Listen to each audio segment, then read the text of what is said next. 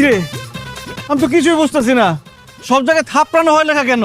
আমি তো সেটাই কইতাছি, ওইদিকে যে পোস্টার লাগাইছি সব জায়গায় পড়ানো জায়গা হয়ে গেছে, থাপড়ানো কেমনি কি? আর এই জন্যই তো কালকে রাত থেকে লোকজন ফোন দিয়ে ওইসব কথা বলতেছিল। কে করলো এই কাজটা? কেন করলো? ওরা যদি পাইতাম না, ওরে ন্যাড়া করে ওর মুখের মধ্যে চুনকালি মাখাই দিতাম। ইস, কতগুলো টাকা খরচ করে আমি লিফলেট বানাইছি, আমি গাম কিনছি, আমার সব টাকা লস। বাসায় গিয়ে থাপড়ানো হয়, যোগাযোগ।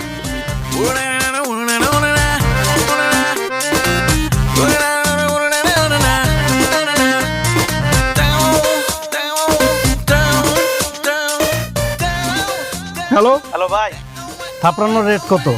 কিছুই তো লেখেন নাই। আচ্ছা শোনেন, আমার এক বন্ধু আছে, ওর একটা শক্ত মায়ের দরকার। বিল যা আসে দিয়ে দিব, টাকা নিয়ে কোনো চিন্তা করেন না।